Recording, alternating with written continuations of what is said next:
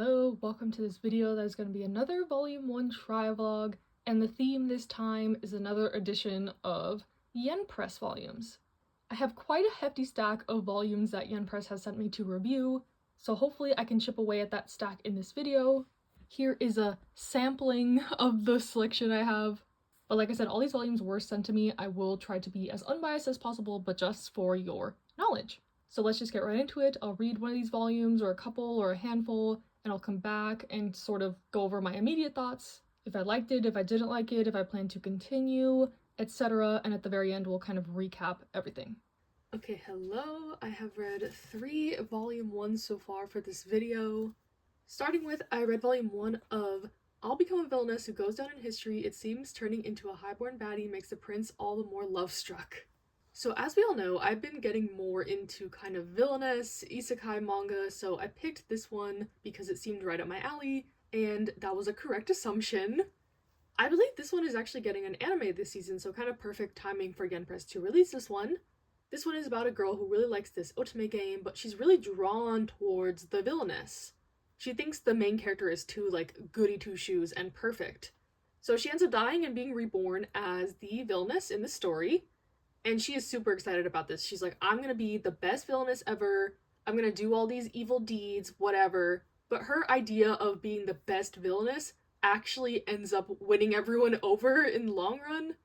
She starts out as a child, she's like 7 years old. But because she's so determined to be this villainess, she's like, I need to become strong. I need to become smart. So she's like doing all this studying, practicing magic, learning sword fighting. And it just makes everyone super impressed by her.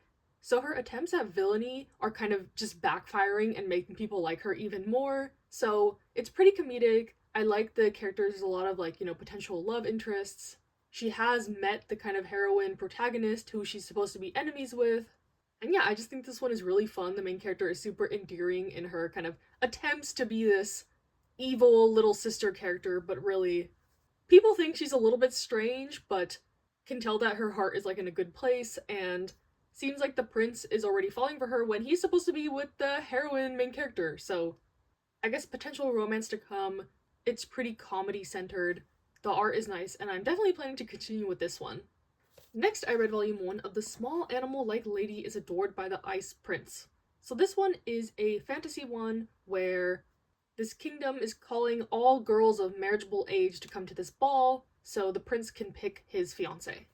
But this prince is revered as the Ice Prince. He's super cold, he's never shown an interest in women, he's this really good soldier warrior, but has no real interest in marriage.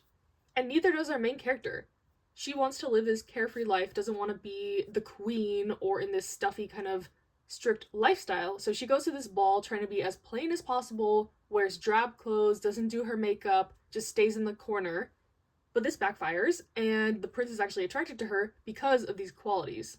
So he proposes to her basically on the spot, and she is in shock because she did not want this at all, and she is suddenly thrust into kind of learning all these princess duties, all while trying to get out of it a little bit at the same time. It reminds me a little bit of The First Night with the Duke, where the main character is trying her best to get the prince to dismiss her as his fiancée basically.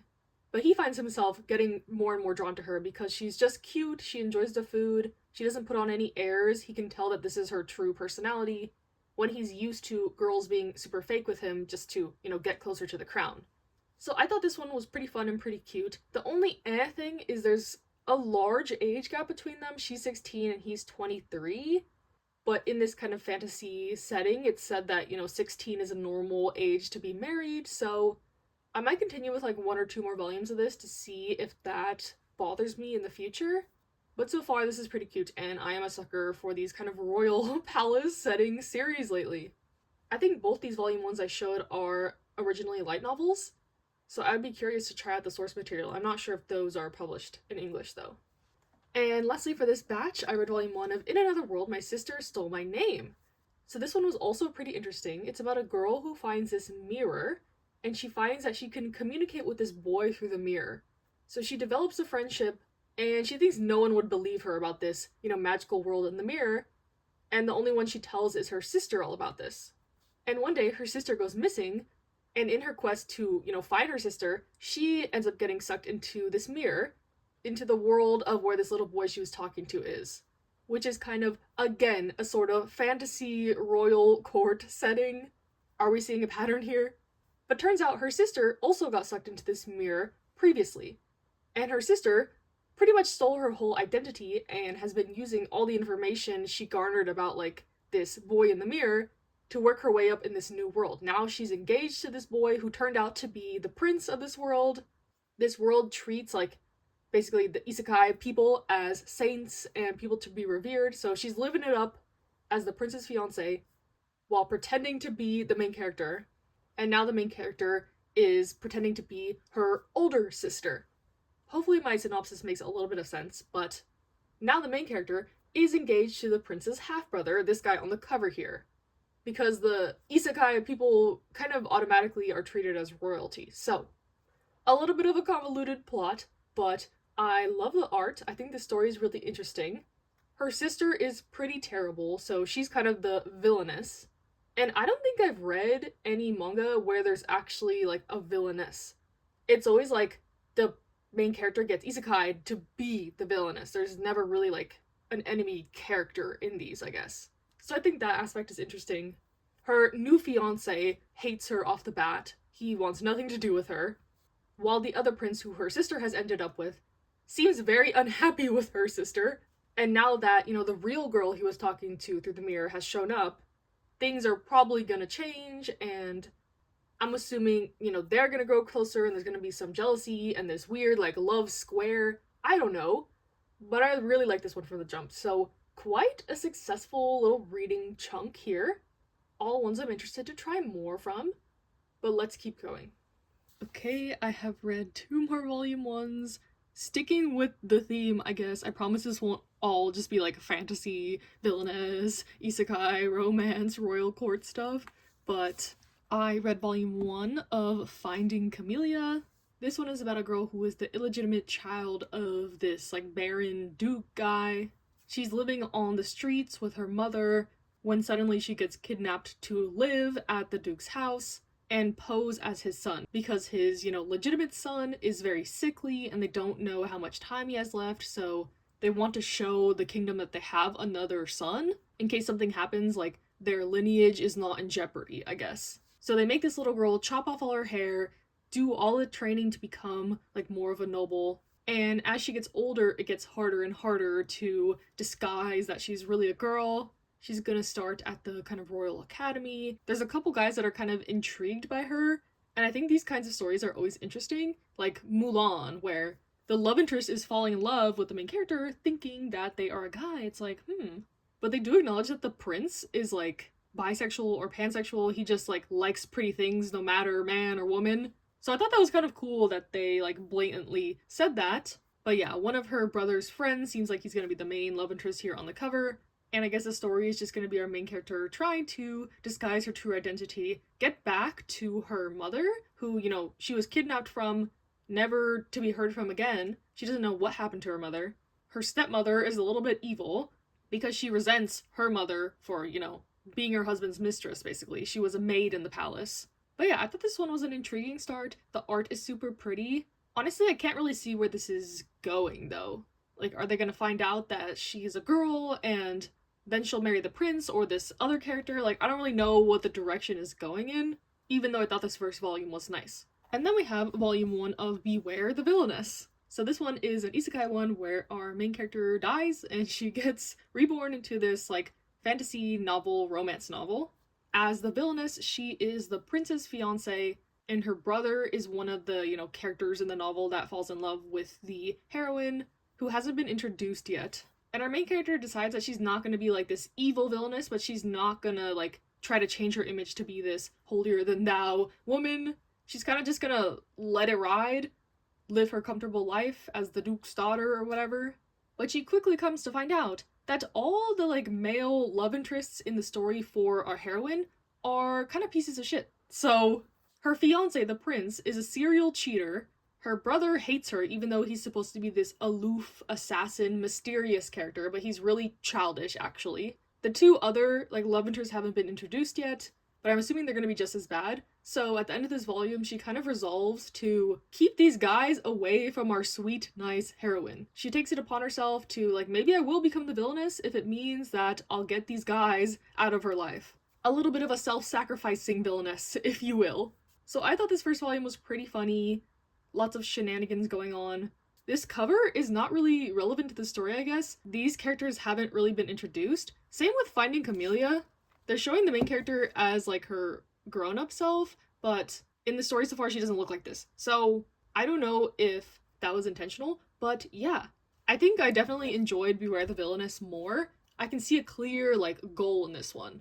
She wants to reprimand these terrible guys and, like, get them out of the picture. To rewrite the narrative, essentially. While in Finding Camellia, like, I thought it was a nice story start, but there's a couple other series like this I've tried, like Prince Freya, Nina the Starry Bride, where it's kind of, you know, people having to pretend to be some sort of nobility, and I didn't like those too much either, so maybe this is just not a trope I'm too keen on, but I am willing to try a couple more volumes to see if the plot progresses any further in a direction I enjoy, or what the motives are, I guess.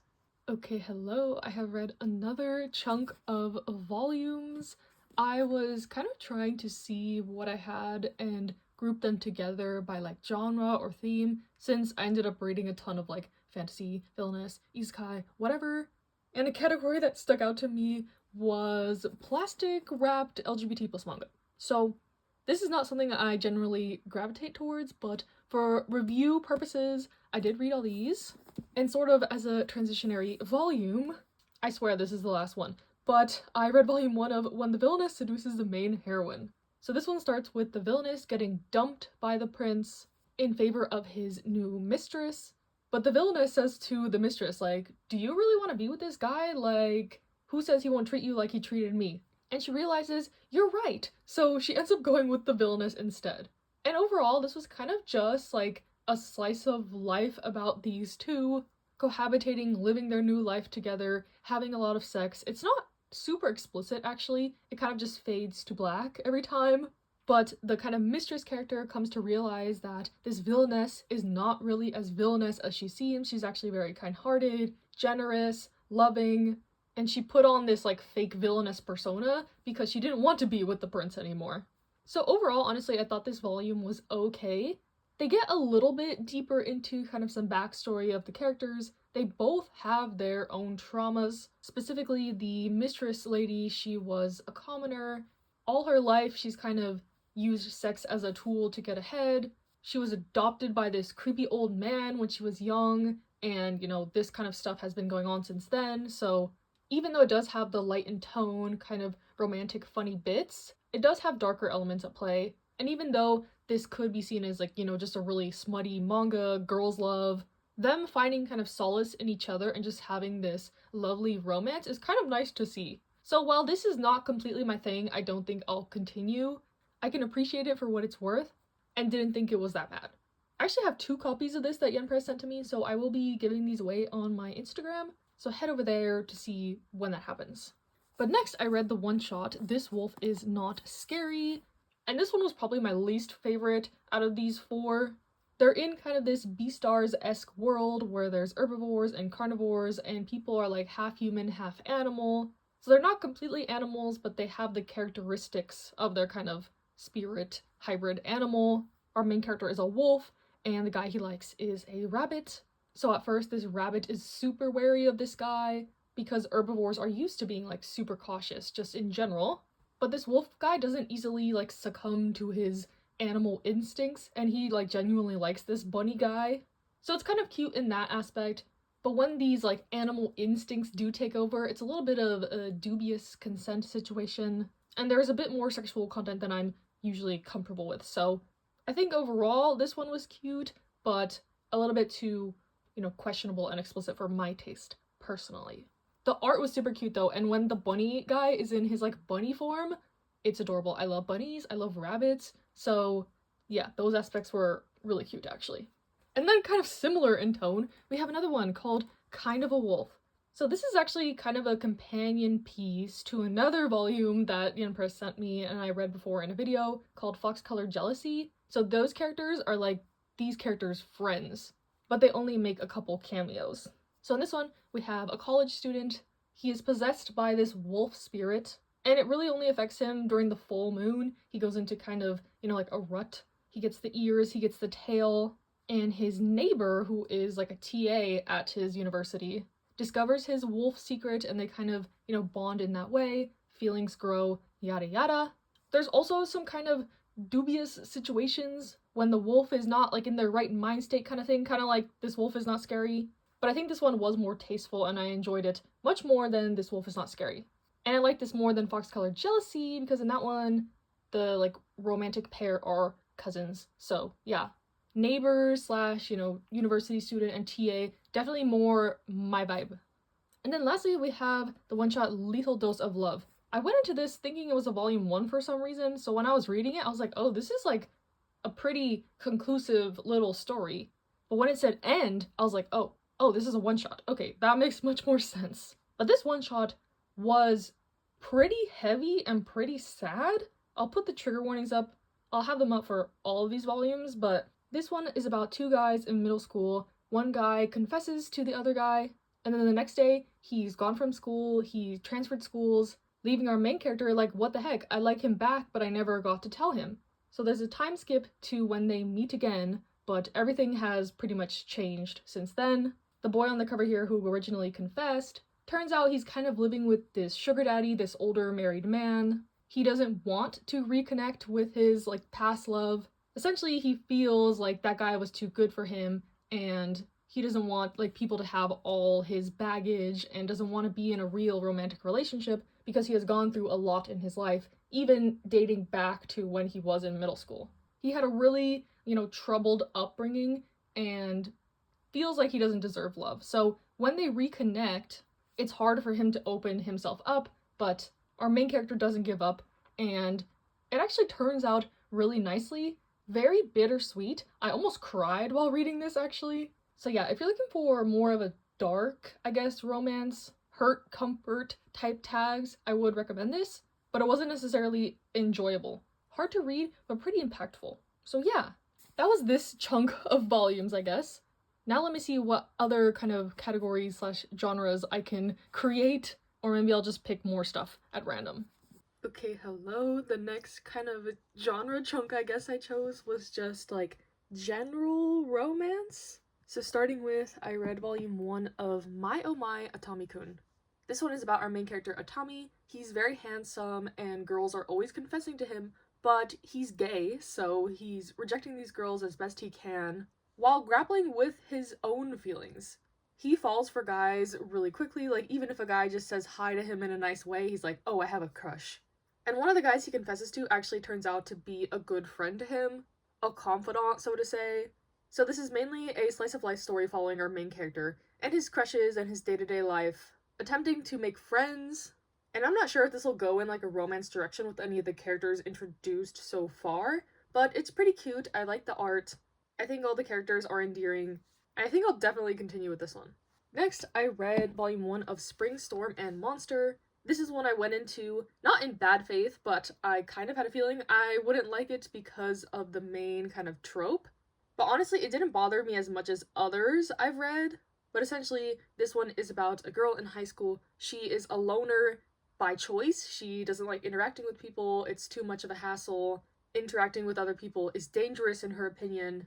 And when her mother gets remarried and she has a new stepbrother, turns out he is like this delinquent, rough and tough guy, flirty, basically the complete opposite of anyone she would want to interact with. It turns out that he is not her stepfather's like biological son. He's a distant relative that he took in. So I guess that makes the whole step-sibling thing not as bad, but that aspect is still there. And I think why I like this one a little better than others I've read in this kind of scenario is that our delinquent character, he obviously has some sort of trauma, troubled upbringing. They say that he's bounced around from home to home. His perception of like friends and family is a little bit warped. So I think those aspects could be interesting in him, opening up and building like meaningful relationships, but the romance aspect is a little so proceed with caution if you want to try this one, I guess. The art is stunning though, I will say, and even though I won't continue with this just due to the, family situation nature of it, I honestly didn't think this one was bad. And then lastly for this chunk, I read volume 1 of the Hachioji specialty Tengu's Love. I was attracted to this one from like the bright color on the cover, and the art looks gorgeous, which it is on the inside as well. But this one is about a man who comes back to his family home in the countryside and has an encounter with this Tengu, who is like a yokai, mystical creature kind of girl. And since they met before in his childhood, which he doesn't really remember, through circumstances they are now betrothed. Which he's not really too keen on, but I'm assuming they're gonna grow closer and a true romance is gonna form. But he decides to let her live with him so she can experience like the human world, which she's always wanted. So it's actually pretty cute, her trying like ramen and seeing technology and stuff like that. It's actually a pretty endearing setup, other than the fact that they met when he was like a little child, and who knows how old she is. I have some trouble with these kind of paranormal romances where one in the couple is like potentially thousands of years old, but if you have no problem with that, I would recommend this one. It was, a pretty cute volume 1. So yeah, I actually have one more volume that I've really been wanting to read, so that'll be, I guess, the finale of this video. It turned out to be more of a romance, isekai, villainous, fantasy-based reading chunk, which I'm okay with. I still have plenty more volume 1s to go, though, if we want to do more of these. But I'll be back with the last volume and to recap. Okay, hello. I have read the last volume for this video, and probably one of my most highly anticipated reads of the year. Volume 1 of The Guy She Was Interested wasn't a guy at all. So I had no context to the story going into it other than it's extremely popular, a lot of people love it. Yen Press has been doing a lot of promotion for the release of this series, and honestly, for good reason. This volume 1 was great. I was kicking my feet and laughing from like the second page. It was so cute, the aesthetics are on point, the fashion is great, the art is great, the kind of pop of color with the green is great. The characters are great so far, the dynamic is great, like I don't know what much more to say.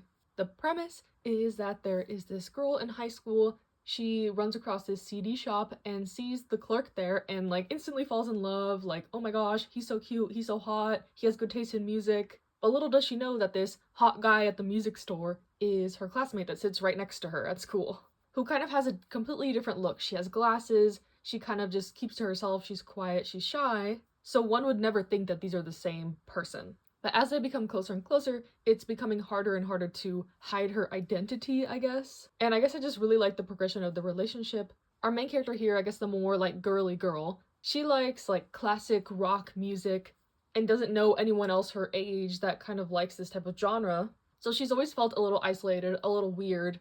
And coming to the music shop, she's finally found someone who she can relate to about something that's so important to her. While our CD shop girl just feels like she can only really be her true self when she's, enveloped in music. So yeah, at its core, I feel like this is just about these two lonely girls coming together over a shared interest. And I think it's going to be a really great relationship. It's probably going to be pretty slow burn. They're just at the friend phase for now. But I don't mind because I like everything about this volume 1. So yes, I guess I highly recommend this one. I pre-ordered this volume already for myself, so I'll be giving that volume away eventually. So, someone else can experience this great series. But yeah, let me just pull everything back together and we'll kind of recap. This one was my favorite of the videos, so I guess I'll rank this at number 1. The fact that I was already emotionally invested from like the first couple pages definitely screams something to me, so yes. Second, I liked I'll Become a Villainess Who Goes Down in History. This one was just a really fun one, and I find the main character really endearing in her whole kind of quest to be the best villainess, but it's just making everyone like her even more. I think I'll also try the anime for this one since I know it's coming out this season, which is pretty rare for me to do, so yeah, it shows that I definitely like this volume 1. Next, I liked In Another World My Sister Stole My Name. I think the premise for this one is really interesting, and I like that there's an actual villainess in this story, I guess, and I'm curious to see how this kind of love square ends up turning out. Then I liked Beware the Villainess. In the moment while reading this, I liked this one, but upon further reflection, I actually really like this one. The whole concept of her being like indifferent to being the villainess, but then discovering how bad all these love interests actually are and taking it upon herself to kind of get them out of the heroine's life is pretty interesting, and it helps that it is pretty funny. Then I liked Maya Maya Tomikun. This one was just kind of a cute slice of life, coming of age one, with our main character trying to kind of parse out his feelings about relationships and friendships and romance and even family. I forgot to mention, you get to see the different like family dynamics that he has and then compare it to his friend. So yeah, I just really like these kind of stories about daily life, so this is up my alley. Then I like the small animal, like Lady is adored by the Ice Prince. I like this sort of dynamic between them. Only thing is their age gap, but we'll continue to monitor the situation, I guess, because this first volume was cute and I liked the kind of setup and scenario. Then I'll probably rank Lethal Dose of Love. Like Beware the Villainess, I couldn't stop thinking about this one. I was literally at the club with my friends and I was like, huh, that Lethal Dose of Love volume was actually pretty good. And sad, like it's really bittersweet, but it has the aspect of like rawness and realness that I like sometimes. You know, like something like Banana Fish or Acid Town. Like, not to compare this to those, but the vibe. Not everything is sunshine and rainbows, so I'm glad that I read this one shot for sure. Then I would rank Finding Camellia.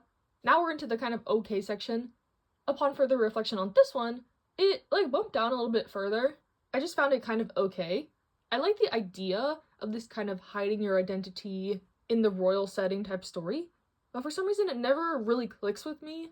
So we'll see. Maybe this one is on Webtoon or Tapas that I can try, but I wasn't hooked from this first volume. The Hachoji's Specialty Tengu's Love. This one was cute. It was okay. I'm not the biggest fan of the kind of, you know, supernatural being, ex-human type trope. So if that is for you, I think this would be a really good one, but it didn't completely hook me either. Kind of a Wolf. This is actually a pretty cute kind of one-shot. I like that they're neighbors in this one. And aside from kind of the whole wolf aspects, this one was pretty cute. When the villainess seduces the main heroine, this one was also okay. I think there's potential for this series. Depending on the way it goes, if they explore more of kind of the background of this world, the politics, the characters' backstories, I think it could be good. But if it continues as just sort of a slice of life, smutty, sexy read, I feel like it'll become a little bit stagnant. Then we have Springstorm and Monster. This one was actually not bad aside from the whole step-sibling thing. I do like a good delinquent romance. So it's a shame that, you know, I couldn't entirely get into it, but I think this could be a good one depending on how it progresses as well. This is by the same author as Cheeky Brat, which I've read like 3 volumes of, and I thought it was okay, but it gives sort of the same vibe as that. So maybe if you like Cheeky Brat, you would like the author's other work. And then lastly, we have This Wolf Is Not Scary. This one was not bad by any means. It just had a little bit too much explicit content for me, and the dynamic was a little questionable at times, but the art was super cute and I love the kind of bunny and the animals and stuff like that. So yeah, that is the end of this video. Let me know what you thought. Like I mentioned, I have plenty more volumes to do this again with. Stay safe, stay happy, stay healthy, and I'll see you in the next one.